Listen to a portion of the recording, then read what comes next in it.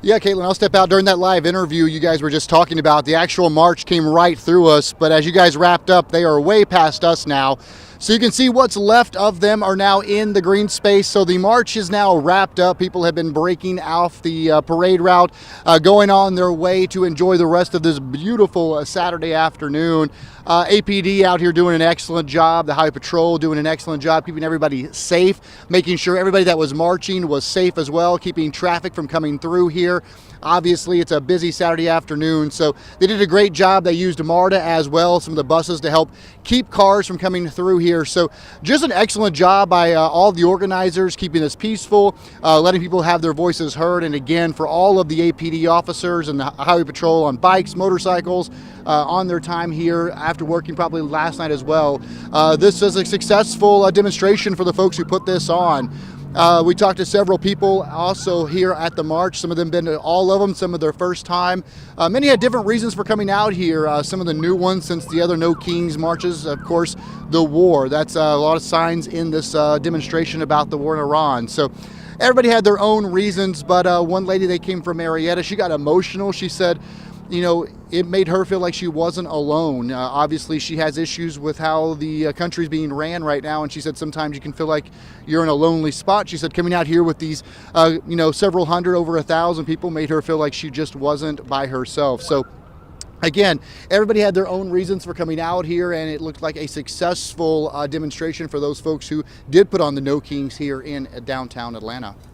Hey, Cody, happy Saturday to you. Kudos to you and Dan down there helping out today, giving us a firsthand look at everything happening. You know, when we heard from organizers of some of these nationwide events, they were hinting that a lot of people coming out today, it may be their first time. You know, this is the third or fourth No Kings protest we've had. Have you noticed from talking with people that this is a first for them, or have they kind of been going to all these for the last few months? I will say the folks on the other side, we were talking to them over on MLK Jr. when they first started.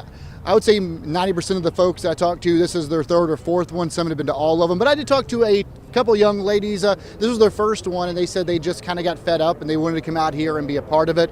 And I'll tell you, a lot of these demonstrations do depend on the weather as well.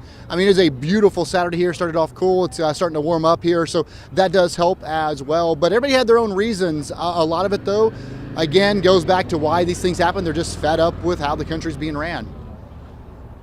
Some of the signs you were seeing when you were out there, what are the themes you're seeing repeated? Any particularly creative ones? I will tell you, this is my second one. It's always, to me, kind of comical to see these signs. People dressed up, people with the frog theme. You see dinosaurs. You see people dressed up. One guy, he dressed up Elvis. I've seen him at the other one. He says he's the only real king in this country. But again, people do get creative. They come out here. They have a passion for this, so kudos to them. But the signs, like I said, some we can't show. Some people are much more, I would say, vocal than others. But again, I saw, for the difference from the first one I went to, is more about immigration. That was the one I covered last time. It was on a Saturday. They marched from the Capitol to the immigration office.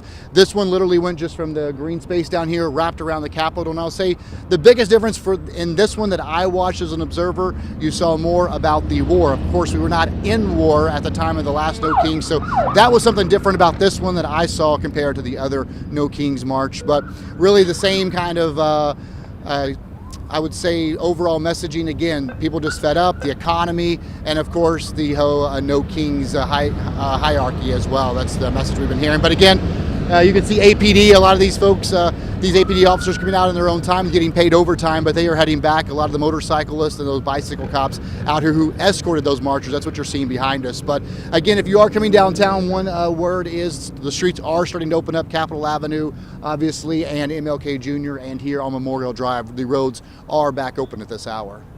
Cody Alcorn reporting live from downtown Atlanta. Thank you, sir.